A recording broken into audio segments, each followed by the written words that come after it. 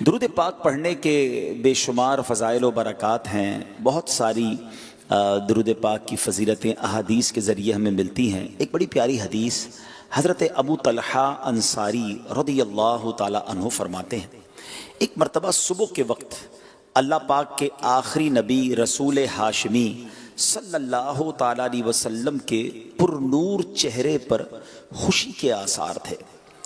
صحابہ کرام نے اس کا سبب پوچھا، آقا علیہ الصلوۃ والسلام کے چہرے پر خوشی کے آثار ہیں، تو ریزن پوچھا گیا، سبب پوچھا گیا، تو اللہ کے حبیب علیہ الصلوۃ والسلام نے فرمایا کہ اللہ پاک نے پیغام بھیجا ہے، اے محبوب آپ کا امتی آپ پر ایک مرتبہ درود پڑھے، میں اس کے لیے 10 نیکیاں لکھوں گا، اس کے 10 گناہ مٹا دوں گا، اور اس کے 10 درجات بلند فرماؤں گا، اور اتنی ہی رحمت بھیجوں گا۔ اچھا، یہ بڑی کمال کی بات ہے۔ درود کون پڑھے گا؟ ہم۔ ثواب کس کو ملے گا؟ ہمیں۔ گناہ کس کے معاف ہوں گے؟ ہمارے۔ درجے کس کے بلند ہوں گے؟ ہمارے۔ خوش کون ہو رہا ہے؟ ہمارے آقا۔ امت سے پیار دیکھو کہ میری امت کا فائدہ ہو رہا ہے، امت کے گناہ معاف ہوں گے، امت پر رحمتیں نازل ہوں گی، تو نبی پاک کے چہرے پر خوشی کے آثار ہیں۔ ان کو ہم غلاموں سے کتنا پیار ہے، اپنی امت سے کتنا پیار ہے۔ سیدی اعلیٰ حضرت لکھتے ہیں نا، ان پر درود جن کو کسے بے کساں کہیں، ان پر سلام جن کو خبر بے خبر کی ہے، خبر بے خبر کی ہے۔ آتا ہے فقیروں پہ انہیں پیار کچھ ایسا، آتا ہے امتیوں پہ انہیں پیار کچھ ایسا، خود بھیک دیں اور خود کہیں منگتا کا بھلا ہو۔ خیر ہماری ہو رہی ہے، لاٹری ہماری لگ رہی ہے، خوش میرے آقا ہو رہے ہیں۔ ایسی روایتیں بھی ملتی ہیں کہ نبی پاک نے ایک بار بڑا طویل سجدہ کیا، اتنا طویل سجدہ کیا کہ حضرت عبد الرحمن بن عوف صحابی رسول رضی اللہ تعالیٰ کہتے ہیں مجھے ڈر لگا کہ کہیں نبی پاک علیہ الصلوۃ والسلام کی اللہ کریم نے سجدے کے عالم میں ہی روح قبض تو نہیں کر لی۔ جب نبی پاک نے سجدے سے سر اٹھایا، دیکھا عبد الرحمن بن عوف ساتھ ہیں، کہا عبد الرحمن کیوں آئے ہو؟ کہا حضور مجھے دل میں یہ خوف آیا، آپ نے اتنا طویل سجدہ کیا، خیر تو ہے؟ حدیث کا خلاصہ ہے، تو آقا فرماتے ہیں کہ مجھے جبریل امین نے یہ خبر دی کہ حضور آپ کا کوئی امتی آپ پر ایک بار درود پڑھے، اللہ اس پر 10 رحمتیں نازل فرمائے، اس کے 10 گناہ معاف ہو جائیں گے، اس کے 10 درجے بلند ہوں گے۔ اے عبد الرحمن، اتنی بڑی خوشخبری سن کر میں نے سجدہ شکر ادا کیا۔ تو سبحان اللہ، ہمارے گناہ معاف ہوں، ہم پر رحمتیں نازل ہوں، اس پر ہمارے آقا بھی راضی ہیں۔ تو اے امتیوں، درود پاک کی کثرت اپنی زندگی کا معمول بنا لیں، اور شب جمعہ اور روز جمعہ یہ تو ویسے بھی کثرت کے ساتھ درود پاک پڑھنے کی گھڑیاں ہیں۔ اللہ مجھے بھی کثرت سے درود پاک پڑھنا نصیب فرمائے، آپ کو بھی نصیب فرمائے۔ آئیے مل کر محبت کے ساتھ با آواز بلند درود پاک پڑھ لیں۔ صلو علی الحبیب صلی اللہ تعالی علی محمد صلی اللہ علیہ وسلم۔ آج ایک بڑی عجیب عشق بھری داستان آپ کو سنانی ہے، جس کی مثال ساری دنیا میں نہیں ملتی۔ ایک ایسا غلام، ایک ایسی شخصیت، ایک ایسا عاشق رسول کہ جس نے نبی پاک کو تلاش کیا تو کس اسٹرگل کے ساتھ تلاش کیا، کس تکلیف کے ساتھ تلاش کیا، کتنی محنت کے ساتھ تلاش کیا۔ آقا علیہ الصلوۃ والسلام کی تلاش میں کس طرح وہ مارے پھرتے رہے، کس طرح وہ تلاش میں گاؤں بگاؤں اور شہر بشہر سفر کرتے رہے۔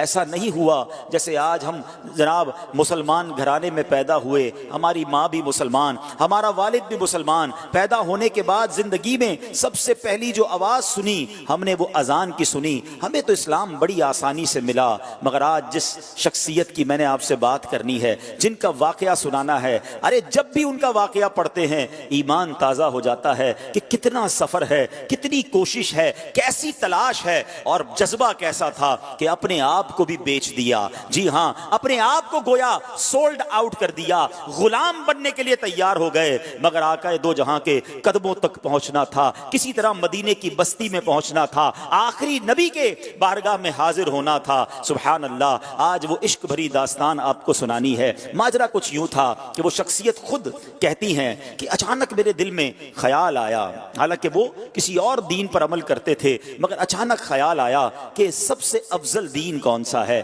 زمین و آسمان بنانے والی کون سی ذات ہے، اس تمام چیزوں کا خالق اور مالک کون ہے. وہ کہتے ہیں کہ میں اس زمانے میں ایک راہب تھے، اس زمانے میں اس مذہب کے جو عبادت کرنے والے تھے، میں تلاش کر کے ان کے پاس پہنچا اور ان سے کہا کہ ذرا یہ تو بتائیے اس پوری دنیا میں سب سے افضل دین کون سا ہے، زمین و آسمان کو پیدا کرنے والی ذات کون سی ہے. تو وہ راہب کو کہتے ہیں کہ تجھے یہ اچانک بات کہاں سے سوچ گئی، تو اپنے باپ دادا کے دین پر عمل کر، یہی تیرا کام تھا، یہ اچانک کدھر سے یہ بات سوچ گئی. تو کہتے ہیں نہیں، میں یہ جاننا چاہتا ہوں کہ زمین و آسمان کا مالک کون ہے، سب سے افضل دین کون سا ہے. تو اس نے کہا کہ پھر ایسا کرو، اگر اس سوال کا جواب چاہیے تو موصل میں، یہ عراق کا ایک علاقہ ہے، وہاں ایک راہب ہے، اس سے بڑا کوئی عالم نہیں ہے، تم ان کے پاس جاؤ، وہ شاید تمہاری رہنمائی کریں. ٹریول کر کے وہ کہتے ہیں میں ان کے پاس پہنچا، ان کے پاس میں رہا اور ان کے ساتھ میں عبادت کرنے لگا. وہ دن کو روزہ رکھتے تھے، رات کو عبادت کرتے تھے، میں بھی بالکل انہی کی طرح عمل کرنے لگ گیا. 3 سال ان کے پاس ٹھہرا رہا. اب ان کے وصال کا وقت قریب آ گیا. میں نے کہا آپ تو دنیا سے جا رہے ہیں، مجھے بتائیں اب میں کدھر جاؤں، اب مجھے کس کے پاس جانے کا حکم دیتے ہیں. کہتے ہیں مشرق میں جاؤ، اور مشرق میں تو کسی ایسے شخص کو نہیں جانتا جو اس دین کا کاربند ہو جس پر میں عمل کرتا ہوں. ہاں البتہ جزیرہ عرب کے پاس ایک راہب ہے، اس کے پاس چلے جاؤ اور اسے میرا سلام کہنا. آپ فرماتے ہیں میں اس عالم کے پاس چلا آیا، اس کے انتقال تک اس کے ساتھ رہا. اب جب اس کی وفات کی خبر ہوئی تو اب 3 سال کے بعد میں نے کہا اب مجھے آپ کس کے پاس جانے دیتے ہیں، آپ کی انتقال کا وقت قریب آ گیا ہے. وہ کہتے ہیں میں پوری دنیا میں اور کسی کو تو نہیں جانتا، البتہ اموریا میں ایک بڑی عمر کا عالم ہے، پتہ نہیں تم اس سے مل بھی سکو گے کہ نہیں. بہرحال وہ کہتے ہیں اس راہب کا انتقال ہوا، میں اموریا کا سفر کیا. حق کی تلاش ہے، دین حق کی تلاش ہے، خالق و مالک کی تلاش ہے. ایک شہر سے دوسرے شہر کا سفر ہے. اب وہ اموریا پہنچتے ہیں، وہاں بھی کچھ عرصہ رہا. اب ان کے انتقال کا وقت بھی قریب آ گیا. کہتا ہے اب آپ مجھے کس کے پاس بھیجتے ہیں. وہ کہتے ہیں اب دنیا میں میرے علم کے مطابق کوئی ایسا عالم نہیں جو حق پر ہو، البتہ ایسا کرو ایک زمانہ قریب آتا جا رہا ہے جب حضرت ابراہیم علیہ السلام کی آل میں ایک شخص پیدا ہوگا، اور میں نہیں سمجھتا تم اس زمانے کو پاؤ گے کیونکہ ابھی اس میں بہت ٹائم باقی ہے، کئی 100 سال باقی ہیں، تم اس کو نہیں پا سکو گے. لیکن دیکھو اس کے علاوہ کسی اور کے پاس مت جانا. اگر تم وہ زمانہ پالو تو پھر تم ان کو ضرور ان کا ساتھ دینا، وہ حق پر ہوں گے. اور سنو اس شخصیت کی نشانی یہ ہے کہ جو حضرت ابراہیم کی آل میں پیدا ہوں گے نا، اس کی نشانی یہ ہے کہ انہی کی قوم کے لوگ انہیں ساحر کہیں گے، معاذ اللہ جادوگر کہیں گے، مجنون کہیں گے، کاہن کہیں گے. اور دیکھو ان کی ایک نشانی اور ہے، ہدیہ دو گے نا تو تناول کر لیں گے، کھا لیں گے، قبول کر لیں گے. صدقہ دو گے تو وہ اس میں سے کچھ نہیں کھائیں گے. اور سنو ان کے دونوں کاندھوں کے درمیان، دونوں شانوں کے درمیان مہر نبوت بھی جگمگا رہی ہوگی. گویا اس راہب نے صدیوں پہلے، کئی بہت عرصہ پہلے نبی آخر الزمان صلی اللہ تعالی علیہ وسلم کی نشانی بتا دی. میرے آقا کی بھی کیا شان ہے، ابھی دنیا میں ظاہری آئے نہیں ہیں، زمانہ پہلے ہی دیوانہ ہے. شاعر کہتا ہے نا ایک میں ہی نہیں ان پر قربان زمانہ ہے، ایک میں ہی نہیں ان پر قربان زمانہ ہے، جو رب دو عالم کا محبوب یگانہ ہے. آقا کا پتہ بتا دیا، مگر کب آئیں گے، کدھر آئیں گے، کہتے کچھ پتہ نہ تھا. اب وہ شخصیت کہتے ہیں کہ میں انتظار کرتا رہا.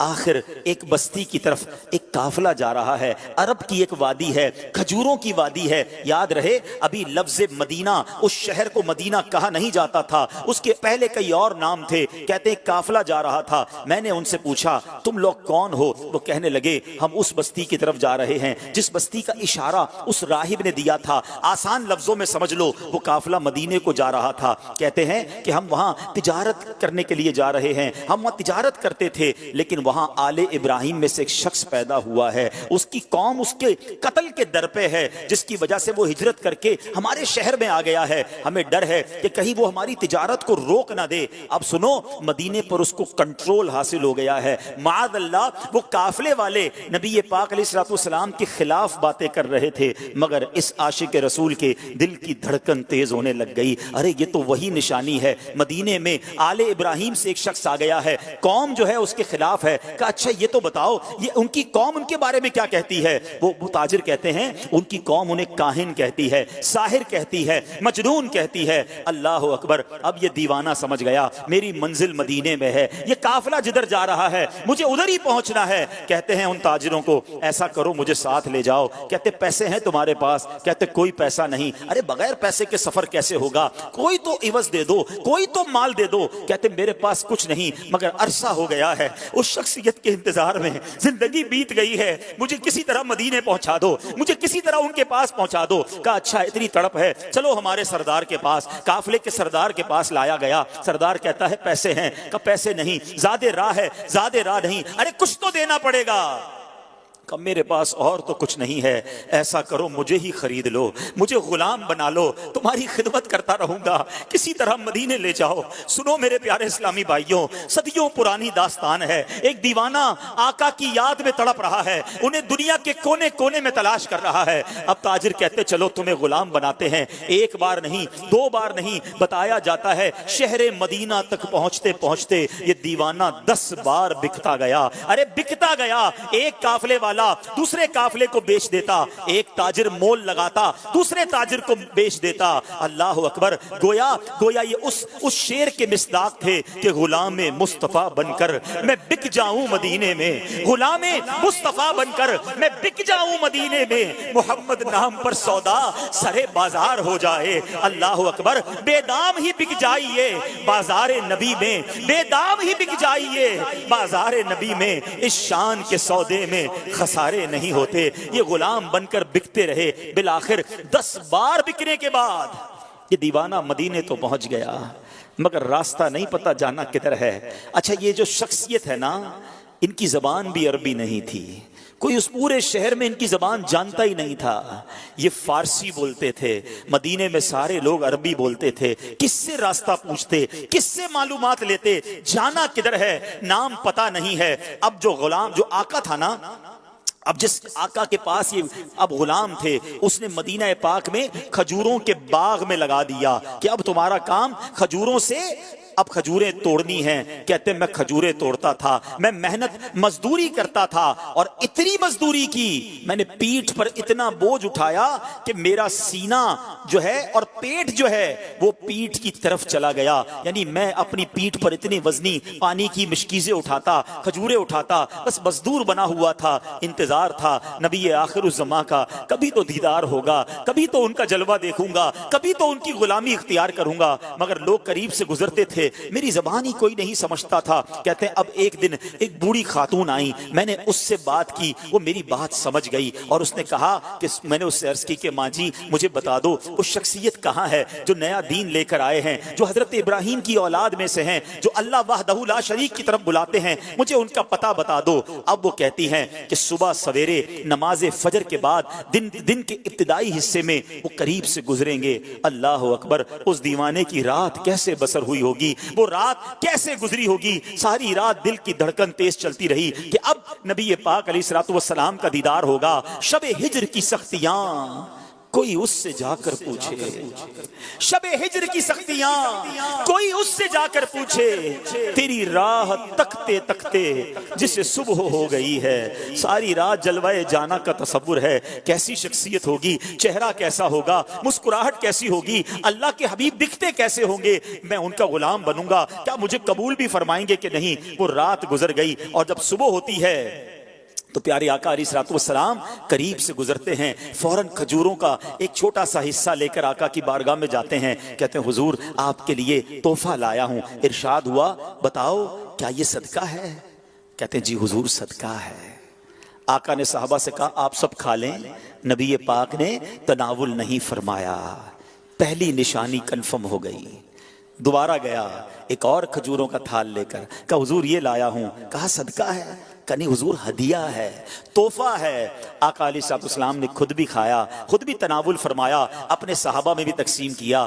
دوسری نشانی پوری ہو گئی، اب دل بیتاب ہے کہ مہر نبوت دیکھنی ہے۔ راہب نے بتایا تھا کہ دونوں کاندھوں کے درمیان ایک بڑی خوبصورت سی مہر نبوت، حدیث کی کتابوں میں لکھا ہے کبوتر کے انڈے کی طرح نبی پاک کی پیٹھ مبارک پر دونوں شانوں کے درمیان مہر نبوت تھی۔ اب آقا علیہ الصلوۃ والسلام دو چادریں پہنا کرتے تھے، چادر پہنی ہوئی ہے۔ اب وہ شخصیت کہتے کبھی میں دائیں جا کر پیچھے دیکھنے کی کوشش کرتا، کبھی دائیں جا کر دیکھنے کی کوشش کرتا، چادر تھی اس لیے دیکھ نہیں پاتا تھا۔ اللہ اکبر، نبی پاک میری طرف دیکھ کر مسکرائے۔ آقا نے سمجھ لیا کہ میں کیا دیکھنا چاہتا ہوں۔ نبی پاک نے اپنی مبارک چادر اتاری، کہا جو ڈھونڈ رہے ہو، جو دیکھنا چاہتے ہو آؤ دیکھ لو۔ وہ دیوانہ کہتا ہے میں دوڑتا ہوا گیا، مہر نبوت دیکھی اور نبی پاک کی پیٹھ سے لپٹ گیا، چومنے لگ گیا۔ کہ حضور آپ کی تلاش میں مارا پھر رہا ہوں، بہت عرصہ ہو گیا ہے حضور، بہت دیر سے آپ کو تلاش کر رہا ہوں۔ آقا اب آپ کے قدموں میں آ گیا ہوں، اپنی غلامی میں قبول فرما لیجئے۔ اللہ اکبر، نبی پاک علیہ الصلوۃ والسلام نے انہیں اپنی غلامی میں قبول فرمایا، کلمہ پڑھ کر دامن مصطفیٰ سے وابستہ ہو گئے۔ سنو وہ کون تھے جو اتنی تلاش کے بعد پہنچے، جو اتنے عرصے کے بعد نبی پاک کے قدموں میں پہنچے؟ وہ کوئی اور نہیں، وہ حضرت سلمان فارسی رضی اللہ تعالیٰ عنہ ہیں۔ صحابہ کرام میں سب سے بڑی عمر آپ نے پائی، 250 سال، ایک روایت کے مطابق 250 سال آپ کی جو ہے وہ عمر مبارک تھی، اور بڑی تلاش کے بعد نبی پاک کے پاس پہنچے۔ اب سنو، آقا فرماتے ہیں جب آقا کو اپنی پوری داستان سنائی نا، اب نبی پاک کو جب پوری داستان سنائی کہ آقا کیسے پہنچا ہوں، گر پڑ کے یہاں پہنچا، گر پڑ کے یہاں پہنچا، مر مر کے اسے پایا، چھوٹے نہ الہی اب سنگے در جانا۔ گر پڑ کے پہنچا ہوں حضور، غلام بن گیا ہوں، بک گیا ہوں آپ تک پہنچتے پہنچتے، مگر میرے آقا تو کریم ہے نا، تم اس کے مددگار ہو، تم اس کے طرفدار، جو تم کو نکمے سے نکما نظر آئے، لگاتے ہو اس کو بھی سینے سے آقا جو ہوتا نہیں منہ لگانے کے قابل۔ آقا فرماتے میں تمہیں خریدوں گا، جاؤ اپنے آقا سے پوچھ کر آؤ کیا ڈیمانڈ کرتا ہے، تمہیں آزاد کرنے کی قیمت کیا ہے۔ اب وہ کیا کہتا ہے، 300 درخت کھجوروں کے لگائیں، پھلدار درخت، اور 40 اوقیہ سونا، یہ ملے گا تو تمہیں آزاد کروں گا۔ یہ بہت بڑی قیمت ہے، اور یاد رہے کھجور کا درخت فوراً لگاتے ہی پھل نہیں دیتا، بعض اوقات 3 سال، بعض اوقات 5 سال میں پھل دیتا ہے۔ اللہ اکبر، نبی پاک علیہ الصلوۃ والسلام نے فرمایا کہ اے جاؤ کنویں میں جاؤ، اور پیارے آقا علیہ الصلوۃ والسلام نے فرمایا کہ اب میں خود اپنے ہاتھوں سے پودے لگاؤں گا۔ نبی پاک بھی جاتے ہیں، صحابہ بھی جاتے ہیں، پودے لگائے جاتے ہیں، آقا اپنے ہاتھوں سے پانی ڈالتے ہیں، میرے آقا کی شان دیکھو، پانی ڈالتے ہیں اور درخت بڑا ہونا شروع ہو جاتا ہے۔ کچھ ہی دنوں میں وہ درخت پھلدار ہو جاتا ہے، پورے مدینے میں شور مچ جاتا ہے کہ جناب یہ کیسا شان والا غلام ہے جس کے لیے کھجور کے درخت بھی بڑے ہو گئے۔ نبی پاک نے سونا بھی عطا فرمایا، گویا پیارے آقا علیہ الصلوۃ والسلام نے اپنے عاشق کی قیمت خود ادا کی۔ وہ کہتے ہیں نا جب تک بکے نہ تھے تو کوئی پوچھتا نہ تھا، جب تک بکے نہ تھے کوئی پوچھتا نہ تھا، تم نے خرید کر مجھے انمول کر دیا۔ میرے آقا نے یہ باغ اپنے ہاتھوں سے لگایا۔ الحمدللہ 1980-85 تک جو لوگ مدینہ منورہ جاتے رہے نا، انہوں نے اپنی آنکھوں سے وہ باغ دیکھا کہ جسے سلمان فارسی رضی اللہ عنہ کا باغ کہا جاتا تھا۔ وہ پودے، وہ درخت آج سے 20-25 سال پہلے بھی موجود تھے، جو عاشقان رسول اپنی آنکھوں سے دیکھتے تھے۔ تو سبحان اللہ میرے پیارے اسلامی بھائیوں، یہ ہیں حضرت سلمان فارسی، اور کیا کمال کی ہستی ہیں، کیسی عظیم قربانی انہوں نے دی۔ اللہ سیدنا سلمان فارسی رضی اللہ عنہ کے مزار پر انوار پر کروڑوں رحمتوں کی بارش نازل فرمائے، اور ان کے صدقے ہماری بھی مغفرت فرمائے۔ اور آپ نے جس طرح قربانی کے ساتھ حق کی تلاش کی، رب کریم ہمیں بھی اپنے دین کی خاطر قربانیاں دینے کی توفیق عطا فرمائے۔ جس عشق کے ساتھ نبی پاک کا دامن تھاما، اپنا سب کچھ لٹا دیا، اللہ ہمیں بھی نبی پاک کی غلامی میں قربانی دینے کی اور خرچ کرنے کی توفیق نصیب فرمائے۔ امتحان آئے تو دنیا کو ٹھکرا کر غلامی مصطفیٰ سچی اپنانے کی توفیق عطا فرمائے۔ ان کا کچھ تعارف بھی سن لو. حضرت سلمان فارسی رضی اللہ تعالیٰ فارس یعنی ایران، آج جس کو ہم ایران کہتے ہیں، وہاں کے رہنے والے، اور سب سے پہلے فارس میں اگر کسی نے اسلام قبول کیا تو وہ سیدنا سلمان فارسی رضی اللہ تعالیٰ عنہ ہیں. آپ کا نام پاک سلمان ہے، فارس کے رہنے والے اس لیے فارسی کہلائے، اور آپ کو سلمان الخیر یعنی سلمان بھلائی والے بھی کہا جاتا ہے. اور سبحان اللہ آپ کے فضائل اتنے، اللہ اکبر، کہ آپ کے بارے میں باتیں سنیں تو ایمان تازہ ہو جاتا ہے. ایک بار کیا ہوا کہ جب یہ پیارے آقا علیہ الصلوۃ والسلام کے پاس آ گئے مدینے میں، نبی پاک نے کیا کیا تھا، صحابہ کرام کے درمیان رشتہ اخوت پیدا کر دیا تھا، اور ہجرت کرنے والے اور انصار صحابہ کرام جو تھے ان کے درمیان بھائی چارے کا رشتہ قائم کیا. تو حضرت سلمان فارسی کے ساتھ جو ہے حضرت ابو دردہ رضی اللہ تعالیٰ عنہ کو بھائی بنا دیا.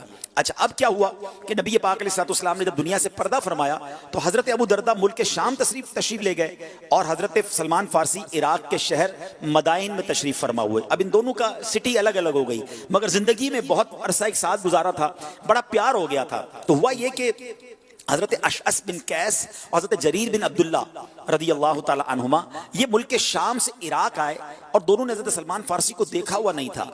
حضرت پوچھتے پوچھتے حضرت سلمان فارسی کی خدمت میں پہنچے، اور سلمان فارسی رضی اللہ تعالیٰ ایک چھوٹے سے خیمے میں تشریف فرما تھے. تو حضرت اشعث بن قیس اور حضرت جریر نے سلام عرض کیا. حضرت سلمان فارسی رضی اللہ تعالیٰ نے جواب دیا. اب دونوں نے پوچھا کہ آپ ہی سلمان فارسی ہیں؟ جواب دیا ہاں میں ہی سلمان ہوں. پوچھا وہی سلمان جو صحابی رسول ہیں؟ تو حضرت سلمان کہتے ہیں میں یہ تو نہیں جانتا کہ میں صحابی ہوں کہ نہیں ہوں. حضرت سلمان کیا کہتے ہیں؟ میں یہ تو نہیں جانتا کہ صحابی ہوں کہ نہیں. اب یہ دونوں حضرات شک میں مبتلا ہو گئے کہ شاید یہ وہ نہیں ہیں جن کو ہم ڈھونڈ رہے ہیں. واپس جانے لگے تو کہا رکو، تم جس سے ملنا چاہتے ہو میں وہی ہوں. میں نے نبی پاک کی زیارت کی ہے، ان کی صحبت بابرکتی مجھے حاصل رہی ہے، مگر حقیقت میں صحابی تو وہ ہے نا جو نبی پاک کے ساتھ جنت میں داخل ہوگا. آئے ہائے اتنا بڑا مرتبہ. اور کہتے میں کیسے اپنے منہ سے کہوں، کیونکہ صحابی رسول کی ڈیفینیشن بھی سن لو، یہ عاجزی کی انتہا ہے. صحابی رسول کسے کہتے ہیں؟ کہ جس نے ایمان کی حالت میں نبی پاک علیہ الصلوۃ والسلام کا دیدار کیا ہو یا صحبت پائی ہو، اور اس کا ایمان پر خاتمہ بھی ہوا ہو، اس کی موت بھی وصال بھی ایمان پر ہوا ہو، وہ صحابی رسول ہے. تو ابھی تو آپ دنیا میں موجود تھے نا، تو یہ خوف خدا کا عالم تھا، یہ عاجزی اور انکساری ہے. کہا میں ہی وہ ہوں جس نے نبی پاک کا دیدار بھی کیا ہے، صحبت بھی اٹھائی ہے، مگر میں کیسے کہوں کہ میں صحابی ہوں، کیونکہ صحابی تو وہ ہوگا نا جو نبی پاک کے ساتھ جنت میں جائے گا. یہ تو ہمارے نعرے کی تصدیق ہو رہی ہے نا. کیا پیارا نعرہ دیا امیر اہل سنت نے، ہر صحابی نبی، ہر صحابی نبی. اچھا اب حضرت سلمان فارسی نے کہا تم آپ لوگ کیسے آئے؟ کہتے ہم ملک شام میں آپ کے بھائی حضرت ابو دردہ رضی اللہ تعالیٰ کے پاس سے آئے. کہا اچھا میرے بھائی حضرت ابو دردہ کے پاس سے آئے ہو، چلو جلدی میری امانت دو جو وہ انہوں نے میرے لیے بھیجی ہے. کہ انہوں نے تو کوئی امانت نہیں بھیجی. کہا نہیں، جب بھی کوئی آتا ہے میرے لیے وہ تحفہ بھیجتے ہیں، تمہارے ساتھ بھی بھیجا ہوگا. کہ نہیں حضرت ہمارا سامان دیکھ لیں، ہمیں تو کوئی تحفہ نہیں دیا. کہ چیک کرو تحفہ ہوگا تمہارے پاس. وہ منع کرتے رہے. کہا اچھا تو یہ بتاؤ کہ جب تمہارے پاس تم آئے تھے تو انہوں نے کیا کہا تھا؟ کہ جب حضور ہم آ رہے تھے تو انہوں نے صرف اتنا فرمایا تھا کہ عراق میں ایک ایسے صحابی رسول رہتے ہیں کہ جب وہ نبی پاک علیہ الصلوۃ والسلام کی خدمت میں تنہا ہوتے تو نبی پاک علیہ الصلوۃ والسلام کو کسی دوسرے کی حاجت نہیں ہوتی تھی، جب تم ان سے ملو تو میرا سلام کہنا. حضرت سلمان کہتے ہیں یہی تو میرا تحفہ ہے. سلام سے بڑھ کر افضل تحفہ کیا ہوگا؟ سلام بڑا بابرکت اور پاکیزہ ہے. اللہ اکبر. پیارے اسلامی بھائیوں، اس واقعے سے دو باتیں مجھے اور آپ کو سیکھنے کو ملی. حضرت سلمان فارسی رضی اللہ تعالیٰ کی سیرت تو سنتے جانا ہے، ابھی تو بہت باتیں ہیں، لیکن سیکھتے بھی جانا ہے، امپلیمنٹیشن بھی کرتے جانا ہے، اپنی ذات میں کچھ بہتری بھی لانا ہے. دو باتیں سیکھنے کو ملی کہ جب مسلمان آپس میں بیٹھیں، کچھ قریب وقت گزرے تو مسلمان کے درمیان محبت ہونی چاہیے، ایک دوسرے کو سلام بیچتے رہنا چاہیے، ایک دوسرے کو اچھے الفاظ میں یاد کرنا چاہیے. صحابہ کرام کی شان سبحان اللہ، رب قرآن میں فرماتا ہے، اللہ فرماتا ہے محمد الرسول اللہ والذین معہ اشداء علی الکفار رحماء بینہم. ترجمہ، محمد اللہ کے رسول ہیں اور ان کے ساتھ والے کافروں پر سخت ہیں اور آپس میں نرم دل ہیں. مسلمان کے ساتھ نرم دل ہوتا ہے. تفسیر صراط الجنان میں مفتی صاحب فرماتے ہیں صحابہ کرام آپس میں ایسے نرم دل اور ایک دوسرے کے ساتھ ایسے محبت و مہربانی کرنے والے تھے جیسے ایک باپ اپنے بیٹے کے ساتھ کرتا ہے. لیکن آج ہمارا کیا حال ہے؟ ہمارے دل ایک دوسرے کے لیے صاف ہیں. کئی لوگ دوسروں کے لیے کینہ رکھتے ہیں، بغض رکھتے ہیں، مائنس باتیں رکھتے ہیں. کسی طرح موقع ملے تو بدلہ لے لوں، موقع ملے تو اس کی ترقی روک دوں، کسی طرح بس یہ آگے نہ بڑھ پائے. کسی کی ترقی سن کر تکلیف ہوتی ہے، پتا چلے کہ فلاں کو ترقی مل گئی، مال مل گیا، عزت مل گئی، شہرت مل گئی. مسلمان کہلانے والے کو ہی تکلیف ہو رہی ہے. اپنے ہی اندر ہمارے خلاف سوچ رہے ہیں. حسد کھا گیا مسلمانوں کو. دیکھو یہ تھے صحابہ، دور بھی رہتے تھے مگر پیار دل میں رکھتے تھے. اور کیسا دل صاف تھا کہ قرآن کہتا ہے کہ یہ آپس میں رحماء ہیں، آپس میں نرم دل ہیں. صحابہ کرام سے محبت کرنے والوں، ہم نبی پاک کے سارے ہی تو امتی ہیں. ہم سب امتیوں کو ایک دوسرے سے پیار ہونا چاہیے. کسی کے لیے دل میں بغض، کینہ اور عداوت نہیں ہونی چاہیے.